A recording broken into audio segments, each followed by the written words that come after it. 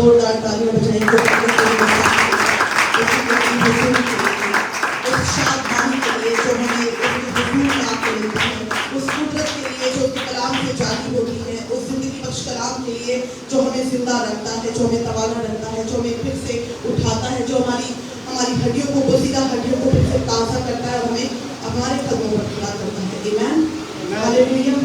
मेरे साथ मिलकर निकालिए दूसरा सलातीन और उसका 2 बाब और उसकी 17वीं आयत से हम पढ़ेंगे।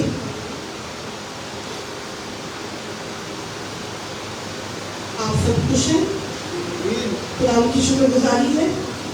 खुदा ने आपकी जिंदगी में काम किया, गुज़श्ता दिनों में जगह बजगह आपको बताया कि वो आपके साथ है। आमीन, हालेलुया। अगर आप कुर्सी पर बैठना चाहते हैं तो प्लीज बैठ सकते हैं। Praise Jesus. खुदा भला है और उसकी शफ़क़त अब्दी है। हम इसकी तिलावत करेंगे। इससे पहले कि हम तिलावत करें, मैं चाहती हूँ कि सब आंखें बंद हो जाएं और खुदा से हिकमत को दाने को मांगे कि खुदा आज तो मुझे जोर बख्शना, खुदा तो आज मुझे जोर बख्शना, ताकि तेरा कलाम मैं रिसीव करने वाली हूँ। तेरा कलाम मेरी हड्डियों तक पहुँचे, उसकी सच्चाई मेरे बातों में उतरे, उसकी सच्चाई मेरे बातों में उतरे, मेरे दिल में उतर जाए और मैं इस कलाम को अपनी ज़िंदगी में रिसीव करने वाला हूँ। फिर प्लीज़ आकर इसे चुरा ना ले जाए, बल्कि मेरी ज़िंदगी में मेरे तौर पर काम करे। खुदा क़ुद्दूस, मैं अपने आप को पीछे करती हूँ और तुझे आगे करती हूँ।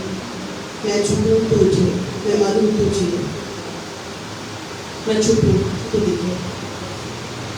खुदा मैं तेरा शुक्र करती हूँ। मेरी अपनी सारी अक्ल नाकिस है, मेरा इल्म नाकिस है, पर खुदा मेरा पाक रूह है जो हिकमत देता है, दानाई देता है। मेरे मुंह को अपने कलाम से भर दे, ताकि खुदा मैं जो कुछ बोलूँ तेरी ऐन मर्ज़ी के मुताबिक हो। तेरे पाक रूह का चुम्बश, तेरे पाक रूह की हज़ूरी मामूल यहाँ पर कसरत से हो और खुदा जिंदगियाँ बरकत पाएँ और ना सिर्फ बरकत पाएँ बल्कि कसरत की बरकत पाएँ।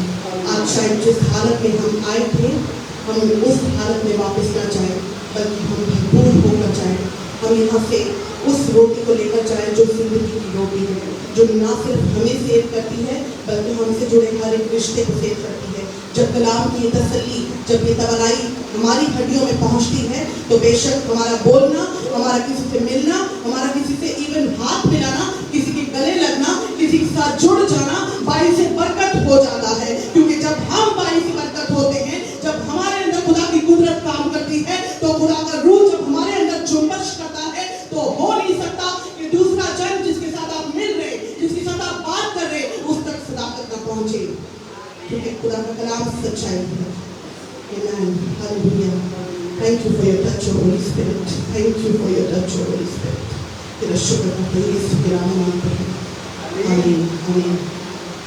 खुदा की कलाम ये मरकूम है, दूसरा बाब और उसकी 17वीं आयत, दूसरा सलातीन।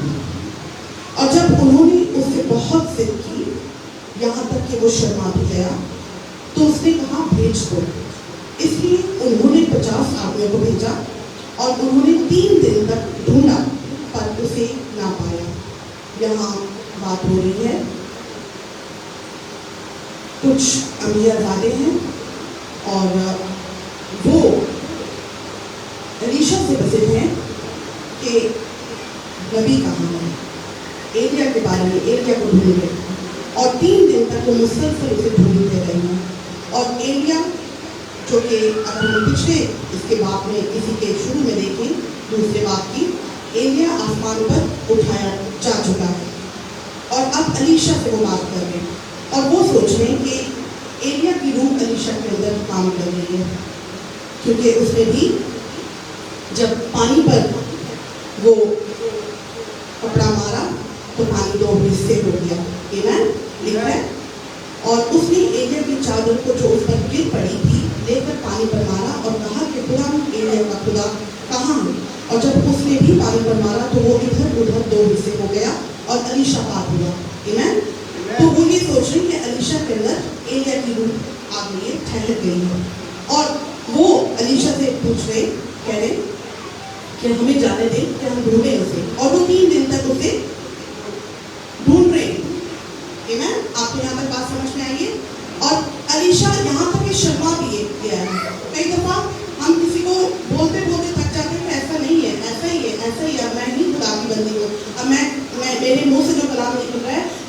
रिसीव करें, ये खुदा का रूह बोल रहा है, लेकिन सामने वाला रिसीव नहीं कर रहा होता, सामने वाला यकीन नहीं कर रहा होता। वो सोचता है कि शायद ये वो ही पिछली जिंदगी जीने वाला शख्स है। ऐसा है? कभी आपने ऐसा महसूस किया? बात दफा हम इंसान होते हुए किसी दूसरे को एक्सेप्ट नहीं करते, और वो भी शायद ये सोच रहे कि एलिया की रूह पर है और वो उनसे प्रसिद्ध है, और वो कह रहे कि भाई एलिया कहाँ है, एलिया की रूह तेरे अंदर है, ठीक है। और वो शर्मा गया है, अलीशा शर्मा गया है, इतना उसने उनको बोला है, लेकिन वो ढूंढ रहे हैं, कंटिन्यूसली ढूंढ रहे हैं। और वो मनुष्य गेरू में ठहरा हुआ था, जब वो उसके पास लौटे तब उसने उनसे कहा, क्या मैंने तुमसे ना कहा था कि ना जाओ? आमीन। अलीशा के पास ढूंढ किसको रहे हो? किसको ढूंढ रहे? एलिया को ढूंढ रहे, ठीक है। पूछ किससे रहे? अलीशा से पूछ रहे, ठीक है। अलीशा कौन था? अलीशा कौन था, कोई बताएगा? आमीन। और एलिया पुराने एहदामा में वही है जिसने 3.5 बरस तक जब दुआ की थी तो बरसात नहीं हुई थी, बारिश नहीं हुई थी, नहीं बरसा था। हमारा हम तबियत इंसान पौलुस जिसे कहते हैं, ठीक है। आप समझ रहे बात को? एलिया के अंदर ऐसी पावर थी, खुदा का होली स्पिरिट था कि जब उसने दुआ की तो 3.5 बरस तक आसमान को रोक के रखना, खुदा अपने लोगों के लफ्जों का, उनकी दुआओं का लिहाज करता है। आमीन, हालेलुया। और फिर जब उसने दुआ की तो नहीं बरसा। ऐसा मुमकिन है? बहुत मुश्किल से कुछ हमारी दुआएं कबूल होती है, हम मांगते रहते, लेकिन खुदा के लोग जब दुआ करते हैं तो खुदा का आसमान बंद भी हो जाता है और खुल भी जाता है। हालेलुया। आइए तालियां बजाएंगे ऐसे कैरेक्टर्स के लिए जो बाइबल में आते हैं। अब अलीशा ने कहा कि क्या मैंने तुम्हें नहीं कहा था कि वो नहीं है, हाँ, कि ना जाओ। फिर उस शहर के लोगों ने, 19वीं आयत से मैं आपकी तवज्जो चाहती हूँ, फिर उस शहर के लोगों ने अलीशा से कहा, जरा देख, ये शहर क्या अच्छे मौका पर है, जैसा हमारा खुदावंद खुद देखता है, लेकिन पानी खराब और जमीन बंजर है। आज हम इस मौजे की तरफ बात करेंगे कि चश्मा तो है, पानी तो है, लेकिन वो खराब है, बैड है, गंदा पानी खराब है। शायद मैं सोचती हूँ जहरीला है, कड़वा है। यहाँ यूं नहीं लिखा, लेकिन खराब पानी में कोई मछली भी नहीं जिंदा रह पा रही है। शायद वहाँ बदबू भी होगी, मौत भी होगी, क्योंकि लिखा है आगे बंजर पानी, क्योंकि जमीन बंजर है। पानी ना होने की वजह से आप सब जानते हैं, जब पानी ना हो तो पैदावार भी नहीं होगी। ऐसा है, जो लोग खेतों से, खेती बाड़ी से वाकिफ हैं, आप समझ सकते हैं कि पानी ना होने की वजह से पैदावार, प्रोडक्शन नहीं होती है, जिंदगी नहीं होती है। और पानी खराब हो तो मौत है, बंजरपन है, लिखे। लेकिन शहर बहुत अच्छे मौका पर है, मतलब शहर तो बहुत अच्छा है, सब कुछ बेस्ट है यहाँ पर, देखने में तो ये बहुत खूबसूरत लग रहा है, बहुत बेहतरीन लग रहा है, लेकिन जो चश्मा है, जो पानी है, वो खराब है। यहाँ तक आप बात समझ पा रहे? आगे मैं पढ़ूंगी, लिखा है, उसने कहा, मुझे एक नया प्याला दो, मुझे एक नया प्याला ला दो और उसमें नमक डाल दो। वो उसे उसके पास ले आए और वो निकलकर पानी के चश्मा पर गया और वो नमक उसमें डालकर कहने लगा, खुदा यूं फरमाता है कि मैंने इस पानी को ठीक कर दिया है, अब आगे को इससे मौत या बंजरपन ना होगा। मेरे साथ मिलकर अपने सरों पर हाथ रखें और आपकी जिंदगी में जो कहीं, जहाँ कहीं बंजरपन है, जहाँ कहीं आपको लगता है मुर्दगी है, मौत है, जहाँ कहीं जिंदगी नहीं है, आपसे जुड़े हर एक रिलेशनशिप पर, आपसे जुड़े हर एक ताल्लुक पर, चाहे वो कारोबार हो, चाहे वो आपका अस्तवाज हो, आपका घर हो, आपकी घर गृहस्थी हो, आपके बाल बच्चे हो, आपके अजीज हो, या आपका कोई भी मामला हो, आपके बच्चों की शादी हो, बांझपन हो, कुछ भी हो, अपने लिए दुआ करें, खुदा आज मेरे ऊपर से ये मौत और ये बंजरपन जाता है, यीशु मसीह नासरी के नाम में। आज ये मौत और बंजरपन, बेटा अपने सर पे हाथ रखो और खुदा से मांगो, बच्चे बिल्कुल ठीक बैठे, खुदा से मांगो कि खुदा आज मेरी जिंदगी से ये सारी मुर्दगी यीशु मसीह नासरी के नाम में, ये बंजरपन, ये मायूसी, ये उदासी, ये नाकामयाबी,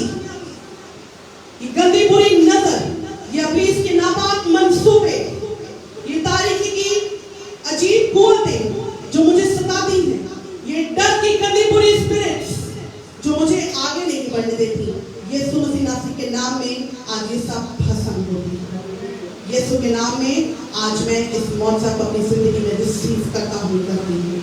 आमीन, आमीन, hallelujah, hallelujah, hallelujah, praise God, आमीन।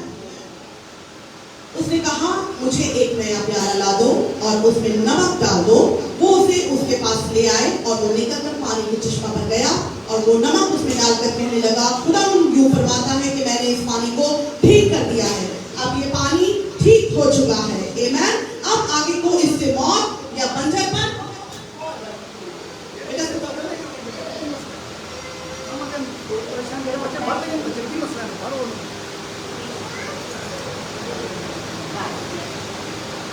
It's okay, it's okay, it's okay. अब इसमें मौत या बंजरपन ना होगा। सो अलीशा के कलाम के मुताबिक जो उसने फरमाया वो पानी आज तक ठीक है। आमीन। और वहां से वो बैतेल को चला और जब वो राह में जा रहा था तो उस शहर के छोटे लड़के निकले और उसे चिढ़ाकर कहने लगे, चढ़ा चला जा ऐ गंजे सर वाले, चढ़ा चला जा ऐ गंजे सर वाले। और उसने अपने पीछे नजर की और उनको देखा और खुदा उनका नाम लेकर उन पर लानत की। सो वन में से 2 लीचियां निकली और उन्होंने उनमें 42 बच्चे फाड़ डाले। वहां से वो कोहे किरमल को गया और फिर वहां से सामरिया को लौट आया। खुदा उनका पाकलाम को पढ़ा सुना जाना हम सबों के लिए 22 से 32 तक। आमीन, आमीन। मैं जब भी कभी ये अलीशा के बारे में पढ़ती हूँ तो पहले तो मुझे जेल में आता था, इसने ऐसा क्यों किया कि बच्चे फाड़ डाले, 42 बच्चे। सोच में आता है कितना जालिम हकीकत है, आता है ख्याल आता है। लेकिन ये इसने अपनी गैरत, अपने नाम की गैरत के लिए नहीं किया था। आप जानते हैं इसने ऐसा क्यों किया? इसको खुदा के नाम की गैरत थी। हम अक्सर सोचते हैं कि खुदा के लोग बहुत खूबसूरत, जेंटल, बहुत दिखने में अच्छे, हाँ, और बहुत ही वेल ड्रेस्ड, वेल ऑफ होंगे, ऐसा है। खुदा के लोग ऐसे दिखने चाहिए। लेकिन यहाँ पर हमें इसकी पर्सनालिटी कैसी दिख रही है? कि गंजा है, राइट? लेकिन खुदा के साथ इसकी ऐसी गुर्बत है कि पानी पर चादर मार दी और पानी 2 हिस्से हो गया। तो खुदा आपके ऊपर की पर्सनालिटी, आपकी फिजिक को, आपकी जाहिरी शख्सियत को नहीं देखता। खुदा आपके दिल पर निगाह करता है। आमीन, हालेलुया। इसलिए अगर कोई अपने आप को समझता है कि मैं बूढ़ा हूँ, अगर कोई अपने आप को समझता है कि मैं बच्चा हूँ, अगर कोई अपने आप को समझता है कि मैं मोटा हूँ, मैं पतला हूँ, मैं खूबसूरत नहीं हूँ, मैं पुलपट पे खड़े होने के लायक नहीं हूँ, मेरी आवाज ऐसी है, मुझसे बोला नहीं जाता, तो आज ये बात उसके लिए भी है कि अलीशा की पर्सनालिटी को आपने सुना और देखा कि कैसा था वो, लेकिन खुदा की गुर्बत उसके अंदर थी। आमीन। और यहाँ पर भी जब उसने लानत की है तो उसने वो लानत अपने लिए नहीं की है। यहाँ पर वो बच्चे खुदा के लोग खुदा को पुल डाउन कर रहे थे, खुदा की गैरत को निकाल रहे थे, खुदा को बुरा कह रहे थे। क्योंकि जब हम खुदा को और खुदा के लोगों को कुछ कहते हैं तो बेशक खुदा इस बात से खुश नहीं होता। आमीन, हालेलुया। और यहाँ पर भी ये बच्चों के लिए अगर आप देखते हैं कि उनको फाड़ डाला, हाँ, लीचनी आई और उन लीचनियों ने 2 लीचनियों ने बच्चों को फाड़ डाला, तो ये अलीशा अपने लिए इतना खुदगर्ज वो नहीं हो सकता था। क्या हो सकता था? खुदा के लोग खुदगर्ज होते नहीं हो सकते, लेकिन जिनके अंदर खुदा की गैरत होती है, जो खुदा से मोहब्बत करते हैं, वो खुदा के बारे में एक लफ्ज़ भी नहीं सुन सकते। वो खुदा से मोहब्बत करने वाले लोग खुदा के नाम की इज्जत रखते हैं, खुदा के नाम को ऊंचा करते हैं। फिर वो जहां कहीं भी जाए, जिस किसी भी जमात में हो, जिस किसी भी माहौल में हो, वो यीशु मसीह का प्रचार करते हैं। वो अपनी जिंदगी को वहाँ, यीशु मसीह की जिंदगी को वहाँ पर जाहिर करते हैं। आमीन, हालेलुया। और अलीशा ने भी ये जो काम किया, मैं ये समझती हूँ कि इसीलिए किया। आमीन, हालेलुया। लेकिन हम तो यहाँ नमक की बात कर रहे हैं, यहाँ हम बात कर रहे हैं कि पानी खराब है, पानी में मौत है, पानी बंजर है, जमीन बंजर है, क्योंकि वहां पर यीशु मसीह, जहाँ जिंदगी का पानी होता है, वहां पे मौत नहीं रह सकती। आमीन, हालेलुया। क्योंकि उसने क्या कहा कि जिंदगी का पानी तो तू इस पानी को पिएगी तो फिर प्यासी ना होगी। कुएं का पानी को पी पी के तो तू शायद फिर बार बार प्यासी होगी। सामरी औरत से यीशु ने क्या कहा, लेकिन जब तू इस पानी को पी लेगी, तू इस पानी को जब अपनी जिंदगी में रिसीव कर लेगी, तो ये तेरे अंदर से चश्मा बन के बाहर निकलेगा। आमीन। ना सिर्फ तू खुद भरेगी, तू खुद सेव होगी, बल्कि ये चश्मा तेरे अंदर से फूट निकलेगा, ये ओवरफ्लो होगा, और जिस किसी से तेरा मिलना जुलना होगा, ये पानी उस तक भी पहुंचेगा और उनको भी सैराब करेगा। आमीन। हालेलुया। Praise God. और यीशु मसीह वो जिंदगी का पानी है जो जिस जिंदगी में अगर ना हो तो वहां पे मौत है। अगर कोई समझता है कि मैं यीशु के बगैर अपनी जिंदगी में कामयाब हो सकता हूँ, तो फिर चाहे शहर अच्छे मौका पर भी हो, लेकिन पानी खराब हो, वहां मौत होगी। चाहे आप ऊपर से बाहर से कितने ही वेल ड्रेस्ड नजर आ रहे हो। बहुत सारे लोग ऐसे होते हैं जो आपको रिच नजर आ रहे होंगे कि ये बहुत दौलतमंद है, बहुत अमीर है, घर भी है, गाड़ियां भी है, दौलत भी है, नौकर चाकर भी है, और बहुत अच्छे तरीके से जिंदगी गुजार रहा है। लेकिन अगर आप उससे अंदर से पूछें तो वो बोसीदा हड्डियों की तरह है। जिंदगी में यीशु मसीह नहीं है, वहां पर दौलत, मटीरियल, ये सब शान शौकत काम नहीं करती। यहाँ मैं दौलत को गलत नहीं कह रही, आप इस बात को जरूर समझिएगा। दौलत बुरी चीज नहीं है, पैसा बुरी चीज नहीं है, लेकिन पैसे से मोहब्बत बुरी चीज है।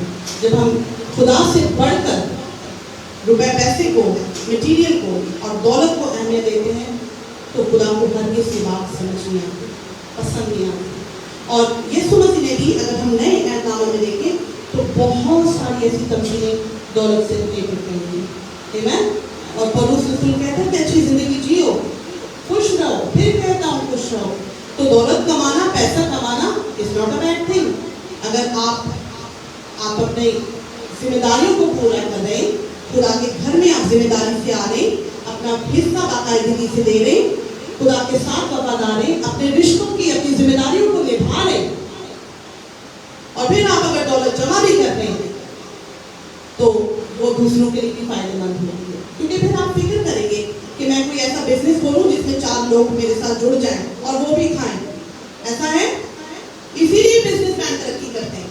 आपको पता है, बिजनेसमैन, बिजनेस माइंडेड लोग जब बिजनेस खोलते हैं तो उनके साथ और भी घर चल रहे होते हैं, तो उसका बिजनेस शायद इसलिए भी चलता है क्योंकि और घरों के पेट भर रहे हैं उससे। ऐसा है।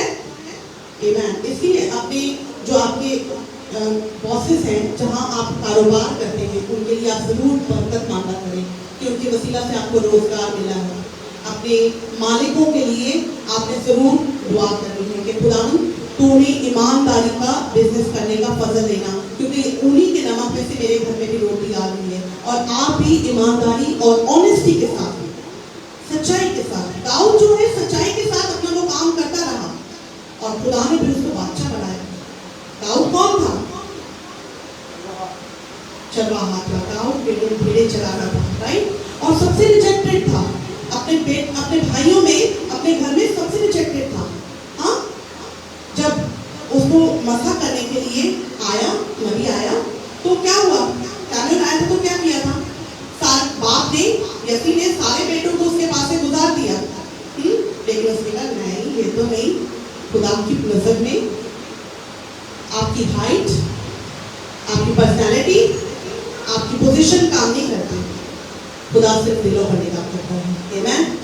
कहीं अपने दिल पर हाथ रखेंगे, खुदा तू मेरे दिल को देख, कहीं इसमें कोई बुरी रविश तो नहीं, कहीं इसमें ऐसा कोई बुरा ख्याल तो नहीं जिससे तू ना खुश होता हो, कहीं कोई निकम्मा इरादा तो नहीं, कोई ऐसा मंसूबा तो नहीं जो इब्लीस की तरफ से यहाँ कायम हो रहा है। मैं उसे यीशु के नाम में कैंसिल करती हूँ, मैं उसे यीशु के नाम में कैंसिल करता हूँ। खुदाम तेरा पाक रूह इस बदन के अंदर, इस जिंदगी में, क्योंकि ये तेरा मकसद है, तेरा पाक रूह यहाँ काम करे, यीशु के नाम में। आमीन। हालेलुया। आज का ये जो मैसेज है दुआ से रिलेटेड रहेगा। हम बार बार शायद खुदा के हुजूर में झुके और खुदा से मांगे, और ये जरूरी है कि जब आप कलाम सुने तो आप दुआया माहौल में रहें। आमीन। और दुआ करते हैं खुदा के खादिम के लिए जो यहाँ खड़ा है कि खुदा तू उसके मुंह में अपने कलाम को भर दे और अपने जोर से उसको भर दे, ताकि आज की ये रोटी मैं लेकर जाऊं और खुदा जिंदगी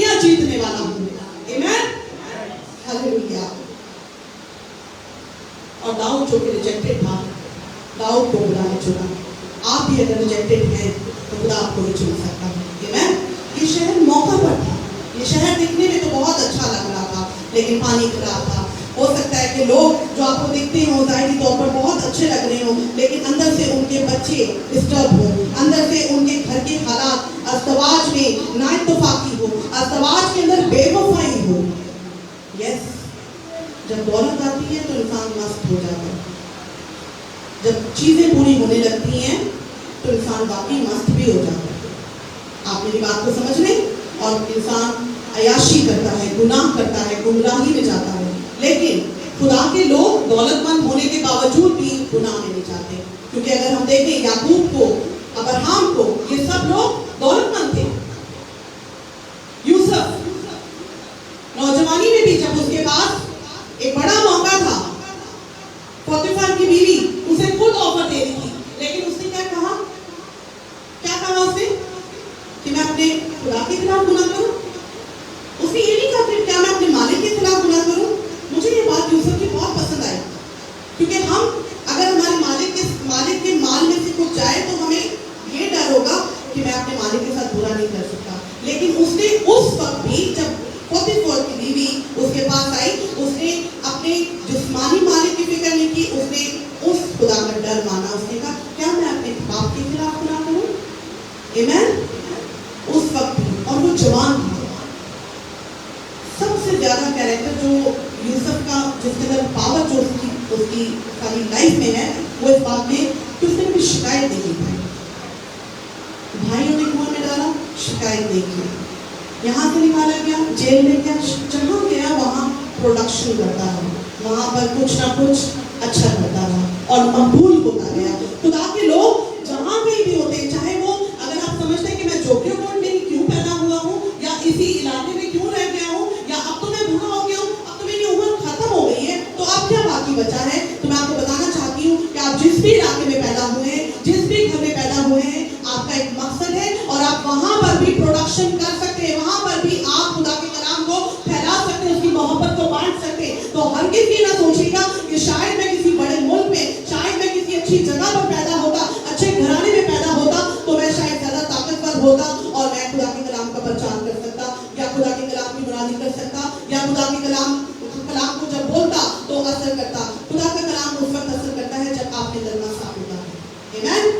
जब खुदा की हुजूरी आपके आगे आगे चलती है, तो फिर आप जब कलाम में से कुछ बोलते हैं तो वो कुआं बनकर बाहर निकलता है और वो जिंदगियों पर असर करता है। इसीलिए पतरस ने जब बोला तो दिलों पर चोट लगी। 120 की जमाई थी और 3000 लोग एक ही दिन में। यहाँ पर हम बड़े बड़े कॉन्सेप्ट या कॉन्सेप्ट कर लें, कुछ भी कर लें, 3000 लोग एक बहुत बड़ी क्वांटिटी है। आमीन। और उन्होंने तौबा की, बपतिस्मा लिया। Praise God. पानी खराब, बैड वाटर, बदबू आ रही है, गंदगी। उसने कहा नया प्याला, आइए को दुआ करेंगे। नया नया खुदा कुछ नया करना चाहता है। अपने सर पर हाथ रखिए। खुदा आज तो मेरी जिंदगी में नया काम करने को है, आज मेरी जिंदगी में नया काम करने को है। खुदा जो कुछ पीछे हो चुका हो वो हो चुका, पुरानी चीजें जाती रही, देखो वो नहीं होगी, क्योंकि खुदा तू मेरी जिंदगी में उतर आया है। जो पुरानी बातें थी वो जाती रही, मौत बंजरपन जाता रहा और अब तू मेरी जिंदगी को नया करने वाला है। खुदा मैं तेरा शुक्र करता हूँ, अब सब कुछ नया हो चुका है, नया होने वाला है, क्योंकि तेरे कलाम में लिखा है कि जब उसने दुआ की तो लिखा है कि पानी ठीक हो गया। ये पानी भी, ये जिंदगी भी, खुदा जो तूने मुझे बख्शी है, जो तूने मुझे दी है, तेरा पाक रूह मेरे अंदर काम करता है, तेरा पाक रूह मेरे अंदर बसता है, तो खुदा ये पानी, ये जिंदगी अब ठीक होने को है। और ये ठीक ही नहीं बल्कि इस जिंदगी से दूसरों को भी बरकत मिलेगी। ये सुनसी नासी के नाम में आमीन। नया काम बोले, मैंने नई जिंदगी सीखी है, नया काम ले लिया है। अब नए नए दरवाजे खुलेंगे। बोले न्यू डोर्स आर ओपनिंग, नए दरवाजे खुलने को है। आज तक अगर कोई दरवाजा आपके लिए आपके मुंह पर बंद कर दिया गया था, बहुत दफा ऐसा होता है कि कई लोग हमसे वादा करते हैं कि ओके फाइन मैं आपके लिए कर दूंगा, लेकिन जब वक्त आता है तो मुंह कर जाते हैं। ऐसा किसी के साथ हुआ है? वक्त आने पर पूरे नहीं उतर पाते। कहा तो था कर दूंगा, लेकिन अभी मेरे अपने हालात ठीक नहीं है। नौकरी का कहा तो था कि मैं दे दूंगी, लेकिन अभी इस वक्त पोजीशन नहीं है, जगह खाली नहीं है। पॉसिबिलिटी तो थी, लेकिन अभी इस वक्त फिलहाल नहीं है। लेकिन लिए नया दरवाजा खोल देंगे। अपने साथ वाले को हिलाकर कहिए आपके लिए नया दरवाजा खोल रहा है, आपके लिए वो दरवाजा खोल रहा है जो जिंदगी का दरवाजा है, जो बादशाही की तरफ जाता है। आमीन, हालेलुया। आपके लिए नया दरवाजा खुल रहा है। खुश हो जाए, मुस्कुराएं, तालियां बजाएं अपने लिए, क्योंकि ये खुशखबरी है कि आपके लिए न्यू डोर ओपन होने को है। आमीन, हालेलुया। नया प्याला, नया प्याला लो और उसमें नमक डालो। नमक क्यों? नमक क्या है? आइए मेरे साथ मिलकर निकालिए। नमक क्यों डाला? सोच रहे होंगे आप, नमक डालने से इतना बड़ा चश्मा कैसे ठीक हो सकता है? कितना प्याले में कितना नमक आया होगा? प्याला एक अंदाजा लगाएं कितना प्याला होगा? इतना होगा, शायद इतना बड़ा हो, वी डोंट नो, राइट? तो इतने बड़े चश्मे में नमक क्या करेगा? थोड़ा सा नमक क्यों? बहुत सारे सवाल आ रहे हैं। नमक से लेकर आपके ज़हन में कुछ आता है? बताइए, नमक क्या करता है? नमक क्या करता है? कोई बताएगा? हमें हानियां पड़ती है, क्या करता है नमक? टेस्ट लाता है। मत्ती की इंजील में लिखा है 5 बाब में, तुम कौन हो? पढ़िए, निकालिए मेरे साथ मिलकर मत्ती की इंजील और उसका 5 बाब। खूब पढ़िए। आप कौन है? हमें अपनी पोजीशन पता होनी चाहिए। टेस्ट, नमक टेस्ट लाता है। आप सब कुछ डाल दें खाने में और उसमें नमक ना हो तो टेस्ट आएगा? आप कहेंगे कि पकाया है सूरजिया, इन्हों नहीं आंदा पकाना। छठो मैं कल मैं बताऊंगी। अम्मी को मेरा अक्सर खाना मेरा नहीं पसंद आता। आई नॉट गुड एट कुकिंग, कोशिश करती हूँ, लेकिन एक मजे की बात मैं आपको बताऊँ। बच्चे जो होते हैं ना, माँ चाहे जैसा भी पका रही हो, बच्चों को खाना जरूर पसंद आता है। तो मेरी दोनों बेटियों को जैसा भी पकाती हूँ खा लेती है और कहती हूँ मामा बहुत टेस्टी है। लिखा है तुम जमीन के नमक हो, लेकिन अगर नमक का मजा ज्यादा रहे। मैं 13वीं आयत पढ़ रही हूँ 5 बाब की, मत्ती की इंजील 5 बाब और 13 निकालिए। अपने साथ बाइबल रखा करें, जो पढ़ सकते हैं जरूर अपने साथ बाइबल लाया करें और रखा करें। एक दूसरे को कहें तुम जमीन का नमक हो, एक दूसरे को कहें तुम जमीन के नमक हो, लेकिन अगर नमक का मजा ज्यादा रहे तो वो किस चीज से नमकीन किया जाएगा? नमक में से अगर टेस्ट चला जाएगा तो फिर आप उसको कैसे टेस्टफुल करेंगे? इसलिए खुदा के कलाम में लिखा है कि तुम्हारा कलाम ऐसा पुरफजल और नमकीन हो, हमारे मुंह की बात पुरफजल, ग्रेस हो, उसमें जेंटलनेस हो, कि हम जब मुंह से कुछ बोले तो वो खुदा का कलाम निकले। अब आप सोचिएगा कि अगर जाने अनजाने में भी हमारे मुंह से जब गाली निकल जाती है तो आप थोड़ी देर के लिए परेशान तो होते होंगे। जब आप दुआ करते होंगे तो आप ये सोचते होंगे ये क्या मेरे मुंह से निकल गया? क्या खुदा को हमारी गालियां एक ही चश्मे से मीठा और खारा दोनों निकल सकते?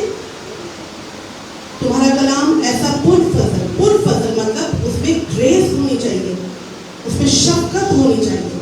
आपके मुंह के कलाम में शफकत हो, सच्चाई हो।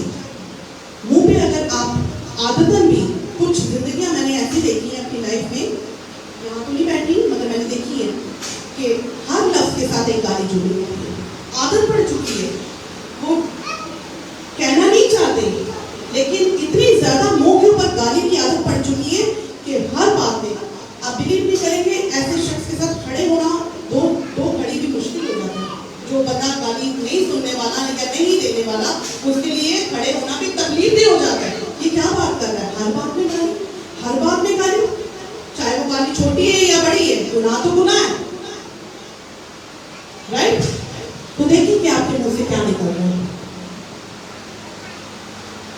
खुदा से मांगे कि खुदा तो मेरे मुंह पे निगरान को बैठा, जो मेरे मुंह की हिफाजत करे, गाइड करे, मेरे दिल की खूब हिफाजत करे। अपनी डेली प्रेयर के अंदर हमें ये मांगना है। फिर पिछले दिनों में एक सबूत पढ़ रही थी और मुझे इसमें बात बहुत अच्छी लगी। सबूत में किस कहता है कि जब तक तेरी शफकत, तेरे अदब और तेरी बातें मैं अपनी आइंदा आने वाली पुष्ट पर जाहिर ना कर दूं तो मुझे जिंदा रखनी है। किसी ने पढ़ा है कि कलाम में हिस्सा पास्टर जी, राइट? यानी कि हमारा वजूद जो है, जो बुजुर्ग हैं, जो बच्चे, हर किसी की एक जिम्मेदारी है कि खुदा का कलाम, खुदा की कुदरत, जो खुदा ने जो मेरी जिंदगी में काम किया है, जो मेरी जिंदगी में मौजूद हुए हैं, ये मैं अपनी आने वाली नस्लों तक पहुंचाऊं। ये हमारी जिम्मेदारी है, ये कोई ऑप्शन नहीं है, ये कंपल्शन है, ये जरूरी है कि जो खुदा ने आपकी जिंदगी में काम किए हैं वो आप अपनी आने वाली नस्लों तक पहुंचाएं कि इस तरह हमें इबादत करनी है। लेकिन अगर मुंह से गाली निकलेगी, लेकिन अगर मुंह से बदजुबानी होगी, हमारा कलाम जिसमें नमक नहीं होगा, जिसमें टेस्ट नहीं होगा, टेस्टलेस होगा, तो फिर किस चीज से नमकीन किया जाएगा? यीशु कह रहे हैं अगर नमक का मजा जाता रहे तो फिर किस चीज से नमकीन किया जाएगा? तो नमक टेस्टफुल होता है, नमक से टेस्ट आता है। फिर नमक प्योरीफाई करता है, प्रिजर्व करता है, यानी कि संभालता है। अगर किसी चीज पर आप नमक लगा दें तो कहते हैं नमक लगाकर धो दो, नमक और सिरका डाल के धो दो, ऐसा है, राइट? नमक क्लीन करता है, नमक सफाई करता है। बोले नमक सफाई करता है, नमक सफाई करता है, करेक्ट करता है। तो हमारे मुंह से भी जो कलाम निकलना चाहिए वो सच, सच्चाई, खुदा का कलाम निकलना चाहिए जो जिंदगियों को राह की तरफ लेकर जाए, करेक्ट करे। आमीन, हालेलुया। गॉसिप्स करने के लिए नहीं, चुगलियां करने के लिए नहीं, बदतमीजी करने के लिए नहीं, ऊंची आवाज करने के लिए नहीं, बल्कि हमारा कलाम, हमारे मुंह से जो कलाम निकलता है ऐसा पुर फजल और नमकीन हो कि सुनने वाले को बरकत मिले, उसकी जिंदगी करेक्ट हो जाए। आमीन, हालेलुया। तो नमक जो है क्लीन करता है। आमीन। नमक, उसने कहा कि नमक डालो, इस प्याला नया दो। आप समझे अलीशा ने क्या किया था? प्याला मांगा उनसे, चश्मा खराब है, प्याला मांगा, कहा नमक डालो उसमें, राइट? एक प्याले में नमक। अभी तक स्टोरी समझ पा रहे हैं? करना क्या अलीशा ने, करना क्या था? मौजूदा क्या था कि चश्मे का पानी खराब था, उसको ठीक करना था। चश्मे के लिए एक प्याले में नमक, प्याला नया, राइट? और डोर ओपन हो चुके हैं हमारे लिए। और नमक प्योरीफाई करता है, नमक क्लीन करता है, नमक प्रिजर्व करता है, संभाले रखता है। और अगर हम पुराने ऐहदनामे में जाएं तो दूसरा तवारीख 13 बाब 5वीं आयत में साथ लेकर बोलिए। हम थोड़ा सा नमक को डिस्कस करेंगे, उसके बाद हम देखेंगे कि आज ईमानदार होते हुए हमें क्या करना है। आमीन, हालेलुया।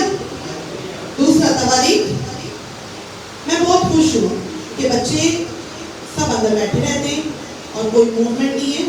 आइए तालियां बजाएंगे सारे बच्चों के लिए, नौजवान बच्चों के लिए, यूथ के लिए, और जितने बच्चे यहाँ बैठे हैं।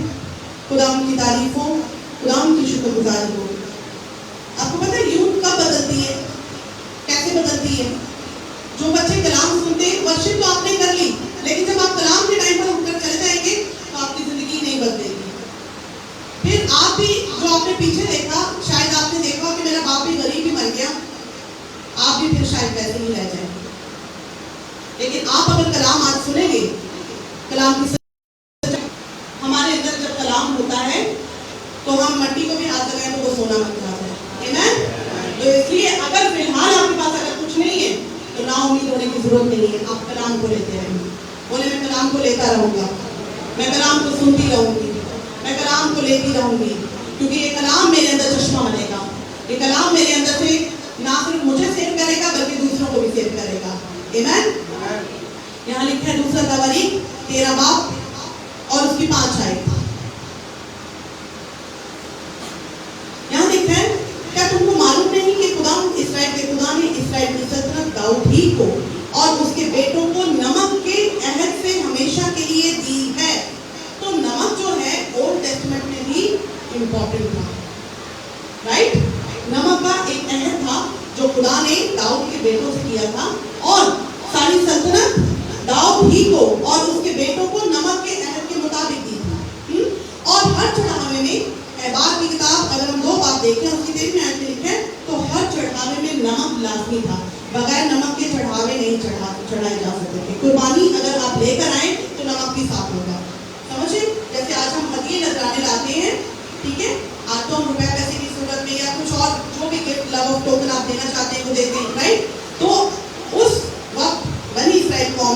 ये लाजमी था कि हर चढ़ावे में नमक लाजमी हो, क्योंकि नमक क्या करता है, टेस्ट लाता है, नमक प्योरीफाई करता है, क्लीन करता है, साफ करता है, गंदगी को धोता है, प्रिजर्व करता है। आप समझ रहे?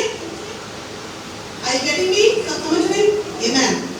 फिर इस्तिस्ना की किताब 18 बाब में एक और बड़ा काम, क्योंकि लावियों के पास अपनी तो कोई विरासत नहीं थी, जमीन नहीं थी, खुदा ने उनसे अहद किया था, वादा किया था। एहवाद की किताब, इस्तिस्ना की किताब 18 बाब 1 से 2 आयत।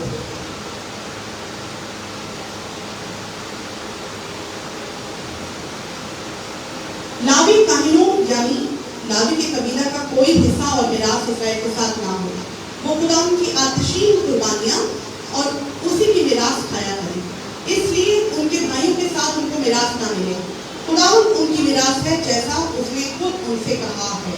आमीन। तो जो लावी थे उनके लिए क्या क्या रूल था? उनके लिए क्या था कि खुदा ने कहा तुम्हारी कोई अपनी जमीन नहीं है, लेकिन जो कोई हिस्सा बनी इस्राएल कौम लेकर आएगी, अपनी दैयतियां, अपने हदिये नजराने लाएंगे, उसमें से तुम्हारा भी हिस्सा है। आमीन। तो ये नमक भी एक हिस्सा था जो कि लावियों के लिए था, जो कि गोश्त को प्रिजर्व करता था, जो कि जो चीज जो लाते थे उसको संभाल के रखता था, जो कुर्बानियां लेकर आते थे ताकि वो उसमें से ले सके, खा सके। समझ रहे? राइट? तो नमक का एक रोल आपको ओल्ड टेस्टामेंट में भी मिलता है और नई में भी मिलता है। नमक इसलिए, नमक ये जो डाला गया, इससे पानी पूरा चश्मा क्लियर होता है, क्योंकि नमक साफ करता है, नमक धो डालता है, नमक गंदगी को, मौत को खत्म कर देता है। और जब उसने दुआ की तो पानी ठीक हो गया। अब ये काम अलीशा वहां पर खड़े खड़े भी तो कर सकता था, चश्मे के पास क्यों गया? सवाल आ रहा है दिल में कि वो कह देता कि बस यहीं पर हो जाए, ठीक है मैं यही दुआ कर देता हूँ, मुझे क्या जरूरत पड़ी है। बट आज मैं आपको बताना चाहती हूँ कि हमें उस जड़ तक पहुंचने की जरूरत होती है जिससे हम डील करें अपनी प्रॉब्लम्स को। खास दफा हम लोग दबा देते, हम एक ग्रे एरिया में रहते और हम उसको ना तो किसी के साथ शेयर करते, हमें शर्म आती है, झिझक होती है, और इवन हम उसको अपनी जुबान पर भी, अपने दिल में भी नहीं इकरार करना चाहते, कबूल ही नहीं करते। कई दफा हम अपने बच्चों की गलतियों को दूसरे बता रहे हैं कि बच्चा चोरी कर रहा है, आपका बच्चा गलत है, आपका बच्चा रॉन्ग है, लेकिन ना तो हम खुद एक्सेप्ट करते, ना तो हम उससे करेक्ट करते, ना हम उसके लिए दुआ करते, क्योंकि हम एक्सेप्ट ही नहीं कर रहे होते कि हमारा बच्चा गलत है। तो हम एक ग्रे एरिया में होते, हम डार्कनेस में होते। आप समझ रहे हैं? तो जब तक आप उस चीज, उस जड़ तक नहीं जाएंगे, उस सोर्स तक नहीं जाएंगे, उससे डील नहीं करेंगे, अपनी प्रॉब्लम से डील नहीं करेंगे, तब तक आपकी जिंदगी में मौत नहीं हो सकती। इसलिए एक्सेप्टेंस जरूरी है। आमीन। तो ये बंदा, खुदा का बंदा अलीशा, वहां से बैठकर भी दुआ कर सकता था, वहां से बैठकर भी पानी के लिए बरकत चाह सकता था कि ये पानी ठीक हो जाए, लेकिन अलीशा उस सोर्स तक गया। आज मैं भी खुदा के खादमा होते हुए, खुदा के खादिम और मैं, हम दोनों चाहते हैं कि आप हमें अलाउ करेंगे कि आपकी उस जड़ तक जाए जहाँ बंजरपन है, जहाँ तारीकी है, जहाँ दुख है, जहाँ कोई दरवाजा बंद है, जहाँ कोई उदासी है। क्या आप चाहेंगे कि हम उस जगह पर पहुँचकर उसे डील करें, आपके साथ उस रखने में खड़े हो जाएं, बजाय इसके कि हम अपने बच्चों की गलतियों को या अपने कुछ ऐसे कामों को जिसे सिर्फ हम जानते हैं और कोई नहीं जानता।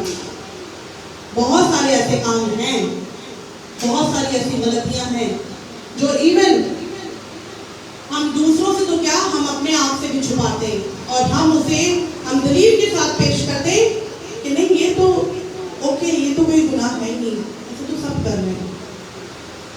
अगर दुनिया कर रही है, इसमें से थोड़ा सा मैंने भी कर लिया तो क्या होता है? ऐसा है? हाँ, तो सारी कर रहे हैं, मैं करते तो कीड़ा हो गया, दुनिया में तो चल रही ना, असीम तो जीने सारे चीटिंग कर रहे हैं, थोड़ी सी मैंने कर ली तो क्या हो गया? ईमानदार ऐसे नहीं होता। ईमानदारी हरकत नहीं कर सकते।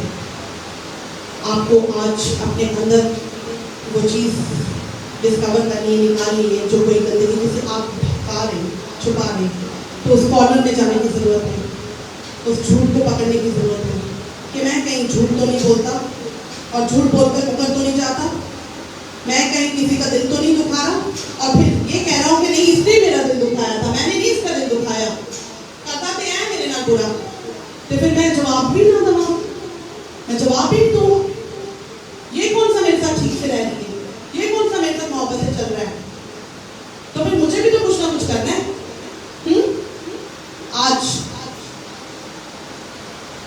आज आप अपने अंदर झांके और पूछें, खुदा आंखें बंद करें और पूछें, खुदा मेरी जो भी बुरी रविश है मैं उसका इकरार करती हूँ। जहाँ कहीं मेरे बच्चे गलत हैं, जहाँ कहीं खुदा मुझसे जाने अनजाने में बेवफाई हुई है, तेरे साथ बेवफाई हुई, जहाँ कहीं मैंने तेरा दिल दुखाया और मैंने उस चीज़ को दलील के साथ पेश किया कि ये गुनाह नहीं है, ये गलत नहीं है, या ये है ही नहीं है, ये ठीक था, तो खुदा उन सारी गलतियों का इकरार करके तेरे हुजूर में माफ़ी चाहता हूँ। खुदा तू मेरी मदद कर ताकि मैं इस प्रॉब्लम के साथ डील कर सकूँ, ताकि मैं फिर मौत और बंजरपन में ना रहूँ, बल्कि मैं उस सोर्स तक जाऊँ, क्योंकि अलीशा उस सोर्स तक, उस पानी तक गया है, उस खराब पानी तक गया है। अगर वो नहीं जाता तो वो पानी ठीक नहीं हो सकता था। तो हमें ज़रूरत है कि हम उस सोर्स तक जाएं, उस जगह पर पहुंचे, ताकि हम उसे डील कर सकें। अपनी प्रॉब्लम के साथ आपको डील करना है, आपको डील करना है, खुदा तो बाद में करेगा, पहले आपको मुकाबला करना है, फाइट करनी है।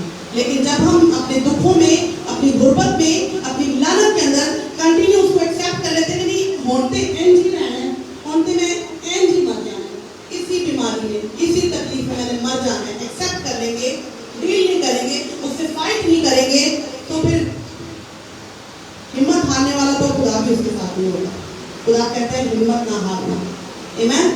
खुदा उसके साथ है जो खुद ईमान में खड़ा रहता है। हाजरा को पानी प्रोविजन उसके पास था, कुआं पास ही था, लेकिन वो बैठी रोती थी। हाँ, हाजरा, पैदाइश की किताब, हाजरा जानते हैं, इस्माइल जब उसको, हाजरा को और इस्माइल को जब निकाल दिया, खुद जब अब्राहम छोड़ के आ गया कि बस अब मैं सारा और इसहाक, क्योंकि सारा ने कह दिया था, तो हाजरा बैठकर रोने लगी, मातम करने लगी कि अब पानी भी खत्म हो गया, रोटी भी नहीं है, अब तो मेरा बेटा मरेगा। लड़का उस वक्त बड़ा था, छोटा नहीं था। ये बात मैं आपको बताना चाहती हूँ, क्योंकि जब ये इसहाक पैदा हुआ था तो अब्राहम कितने साल का था? किसी को याद है अब्राहम कितने साल का था जब इसहाक पैदा हुआ था? आमीन, हालेलुया, 100 वर्ष का था, ठीक है। और सारा उससे छोटी थी डेफिनेटली, राइट। लेकिन जब इस्माइल पैदा हुआ था तो वो 86 वर्ष का था। ये बाइबल में लिखा है, मैं आपकी तरफ से नहीं कह रही। आइए मेरे साथ मिलकर पैदाइश की किताब निकालें।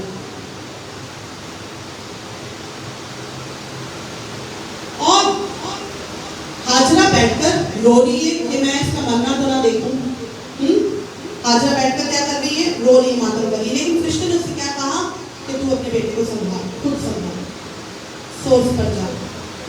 जब उसने इस बात को एक्सेप्ट किया, उसकी आंखें खुली, उसकी रूहानी आंखें बंद हुई थी। खुदा चाहता है कि हम अपनी प्रॉब्लम्स को खुद डील करें।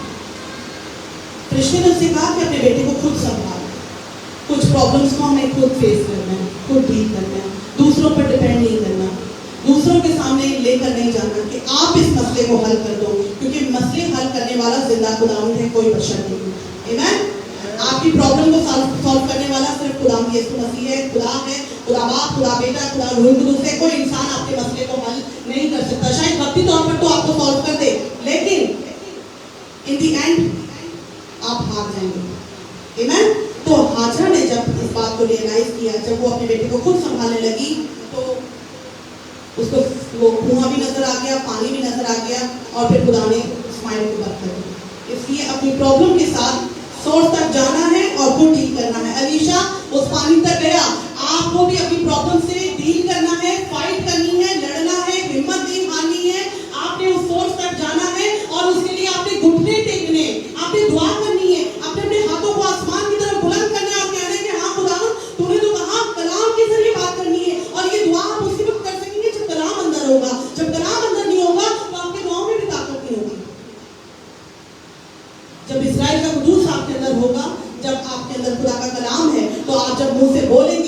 तो खुदा अपने लफ्जों का लिहाज रखता है, आपके लफ्जों का लिहाज रखता है। वो आपके कलाम, वो कलाम जो आपके मुंह से जो ताकत बनेगा, जो निकलेगा, उसको वजूद में लेकर आएगा। आमीन, हालेलुया। तो आज के बाद ना आपने डरना है, ना आपने घबराना है, बल्कि जो आपकी प्रॉब्लम है, जैसे अलीशा उस सोर्स तक गया और अलीशा ने वहां जाकर दुआ की, उसने वो पानी के अंदर थोड़ा सा नमक डाला, क्योंकि नमक की क्या पावर है कि नमक प्योरीफाई करता है, नमक क्लीन करता है, और वो थोड़ा सा ही शायद नमक था जो उस पूरे चश्मे को क्लीन कर दिया, और फिर वहां मौत वाकई ना हुई। फिर लिखा है कि वो पानी आज तक ठीक है। आमीन, हालेलुया।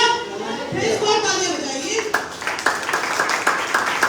खुदावंद आज आपको भी ठीक करना चाहता है, भरना चाहता है, बंजरपन आपने मुझसे उसको दूर कर दिया है और नए दरवाजे खोल दिए हैं। खुदावंद की शुक्रगुजारी करते हैं कि खुदावंद भला है और वो अपने लोगों को अपनी शफ़क़त से भरता है और अपने लोगों से किसी नेमत को फरामोश नहीं रखता। आइए जोरदार तालियां बजाकर खड़े हो जाए अपने कदमों पर और खुदावंद से मांगे, खुदावंद से कहें कि हाँ खुदावंद, खुदा तू जिंदा खुदा, लश्करों का रब, मेरा जोर, मेरी तवानाई है, मेरी हड्डियों की ताकत है। हाँ खुदावंद, आज के बाद मैं अपनी सारी गुर्बत से, अपनी सारी बीमारी से डरूंगा नहीं और उसको एक्सेप्ट नहीं करूंगा, उसको ये नहीं कहूंगा कि आप इस बीमारी में ही, मुझे इस लानत में ही मरना है, पर बल्कि मैं ये कहूंगा कि खुदावंद तूने मुझे छुआ है, मैं तेरा बंदा हूँ और खुदावंद खुदा मैं तेरे तुझ पर ईमान रखता हूँ। मैं इस बीमारी से डरने का नहीं, बल्कि उस बीमारी से, उस लानत से, उस गुर्बत से, उस लड़ाई झगड़े से मैंने दूर होना है और अपने मुंह के अंदर तेरे कलाम को भरना है, ताकि तेरे कलाम की कुव्वत और ताकत से भरकर मैं मुकाबला कर सकूं और गालिब आऊं और खुदा के नाम को जलाल दे सकूं। हालेलुया, यीशु मसीह के नाम में आमीन। खुदा